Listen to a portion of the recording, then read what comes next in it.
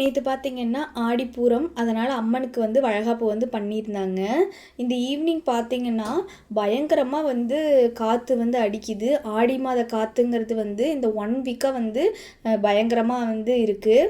நாங்களுமே வந்து ஒரு 6:30 வந்து கோயிலுக்கு வந்து கிளம்பிட்டோம். இந்த ஆடிப்பூரம் பார்த்திங்கன்னா ரொம்ப ஸ்பெஷலாக பண்ணுவாங்க எங்கள் ஊரில். எப்படின்னு பார்த்தீங்கன்னா வளைகாப்புக்கு தேவையான பூ, பழம், அதுக்கப்புறம் மஞ்சள் கயிறு, ஸ்வீட், அதுக்கப்புறம் வந்து விளையல் அப்படின்னு சொல்லிட்டு தட்டெல்லாம் வந்து ஃபஸ்ட்டு வந்து அரேஞ்ச் பண்ணி வச்சுட்டோம். ஃபஸ்ட்டு பார்த்திங்கன்னா விநாயகர் கோயிலில் வச்சு பூஜை பண்ணி முடிச்சதுக்கப்புறம் அப்படியே வந்து அம்மன் கோயிலுக்கு வந்து எடுத்துகிட்டு போயிடுவோம்.